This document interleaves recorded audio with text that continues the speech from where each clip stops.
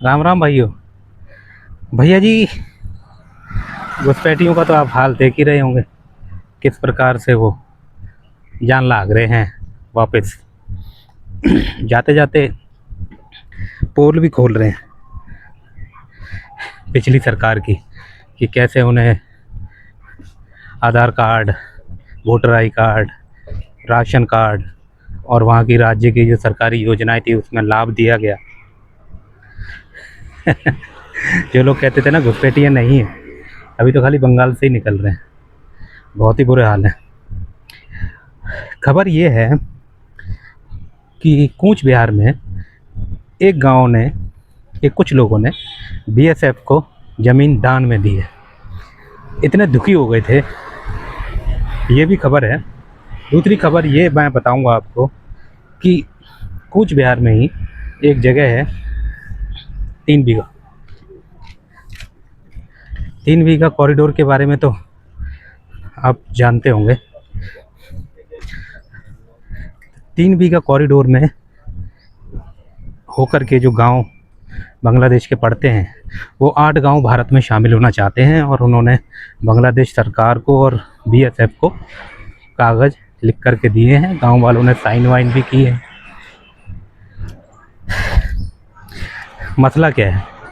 मसला ये है कि पहला, गांव वालों ने ज़मीन दान दी बीएसएफ को, भारत सरकार को बोला भाई तारबंदी के लिए हम स्वेच्छा से देना चाहते हैं। इतने दुखी हो गए थे यार ये लोग, लोकल जो हमारे भारत के बांग्लादेशी थे, बांग्लादेशियों से आकर के खेतों में नुकसान करना। तारबंदी तो थी नहीं, खेतों में नुकसान करना, ये करना, घुसपैठ, और उनका एरिया बदनाम हो रहा था उनकी वजह से। तो वो चाहते थे कि तारबंदी हो, और आज जब ये मौका आया तो गांव वाले बढ़ चढ़कर भाग ले रहे। उन्होंने कहा इनको बाहर करो, बहुत अच्छा हो जाएगा, और खुशी खुशी में बीएसएफ के साथ मिलकर काम भी कर रहे हैं। दूसरा मसला है, दूसरा है 3 बीघा। 3 बीघा कॉरिडोर जो है, जैसे भारत बांग्लादेश का जब बंटवारा हुआ तो एक एरिया है बांग्लादेश का, वो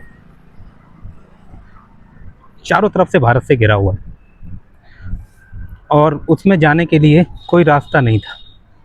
तो 1971 में जब बांग्लादेश बना तो 74 में कॉरिडोर से उन्हें जाने के लिए सुविधा दी गई। 3 बीघा जगह भारत सरकार ने घोषित की। 3 बीघा जगह में चौड़ा सा रास्ता बनाया गया, जिसमें बांग्लादेशी अपने उस एरिया में जा सके जो भारत से घिरा हुआ है। छोटा सा एरिया है, जिला भर का होगा। अब वहाँ के लोग उस 3 बीघा कॉरिडोर का यूज़ करके इधर उधर जाते थे और भारत के दस्तावेज, पासपोर्ट या वीज़ा नहीं लेना होता था। उसके बाद इंदिरा गांधी जी की सरकार आती है, उन्होंने वो कॉरिडोर लीज पर दे दिया, बांग्लादेश को लीज पर दे दिया। लेकिन उस 3 बीघा जो जगह थी उसकी रक्षा और सुरक्षा बीएसएफ और बीजीडी बॉर्डर गार्ड बांग्लादेश दोनों मिलके करते हैं। और जो बांग्लादेश से 3 बीघा कॉरिडोर से होकर उस तरफ जाते हैं, उनको वहाँ जाने के लिए किसी दस्तावेज की ज़रूरत नहीं पड़ती, जैसे वीज़ा, पासपोर्ट वगैरह। बस चेकिंग वेकिंग होती है और नज़र रखी जाती है और वो उस तरफ जा कर के जा सकते हैं आराम से। अब तारबंदी का काम शुरू हुआ, पैमाई शुरू हुई, तो बीएसएफ वहाँ भी पहुँच गई कि भाई, वहीं पर मसला हुआ था। बॉर्डर गार्ड आ गई थी बांग्लादेश की कि भाई तारबंदी क्यों हो रही है, ये तो हमारी है। वो भाई लीज पे दी थी, 1 मिनट में लीज कैंसिल हो जाती है कहीं धोखे में हो। तो क्या हुआ कि उस तरफ के जो गांव हैं, उन गांव में 8 गांव हैं जो हिंदू बहुल गांव बताए जाते हैं। वो लोग भारत में आना चाहते हैं, क्योंकि अब जब फाइनली तारबंदी और पैमाइश हो रही है तो उन गांव वालों को डर है कि क्या पता अब हम बांग्लादेश में ही रह जाएंगे। और उनकी बहुत शुरू से मांग थी कि हम भारत में जाएं। और उन्होंने हर बार इस मांग को उठाया, लेकिन बंटवारा ऐसा टाइप का हुआ कि वो लोग बांग्लादेश में चले गए। अब वो दोबारा से कोशिश कर रहे हैं। उन्होंने डॉक्यूमेंट्स और गांव वालों ने साइन वाइन करके बीएसएफ को दिए। बीएसएफ ने बोला हम इसको आगे पहुंचाएंगे भारत सरकार में और आपकी मांग को आगे बढ़ाएंगे। और बांग्लादेश सरकार को भी दे दिया गया डॉक्यूमेंट कि भाई हम इंडिया में जाना चाहते हैं।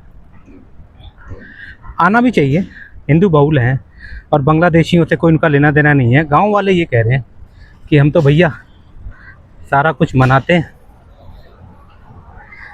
सारा कुछ मतलब 26 जनवरी, 15 अगस्त और भारत का जितना भी पर्व त्यौहार हैं सारे मनाते हैं। हम तो गलत बंटवारे के तहत फंस गए थे बांग्लादेश में। अब मौका है और लास्ट मौका है, क्योंकि इस बार अगर पैमाइश हो गई और तारबंदी हो गई तो आप फिर परमानेंट ही बांग्लादेशी हो जाओगे।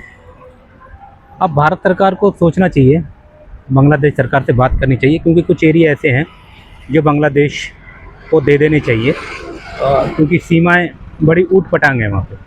और कुछ चीज़ें ऐसी हैं जो हमारे गांव वहाँ फंसे हुए हैं, उनको इंडिया में शामिल कर लेना चाहिए। शेख हसीना सरकार के साथ मोदी जी ने एक बार इस पर काम किया था, कुछ हद तक कई मसले सॉल्व हो गए थे और कुछ मसले अभी बचे हुए हैं। अब गांव वालों की सुनवाई कितनी होती है, क्योंकि ये वो शेख हसीना वाला तो मामला है नहीं, आपस में इतना मसला फंसा हुआ है बांग्लादेश का। और ये जो अभी वहाँ सरकार पलटी थी तो उन्होंने जो बयानबाजियाँ की पटर पटर पटर जो कर रहे थे, उससे बहुत नुकसान हुआ भारत बांग्लादेश के रिश्तों में। अब वो भी इसमें बहुत मायने रखेगा, क्योंकि उन्होंने ज़रूरत से ज़्यादा डायलॉगबाजी की।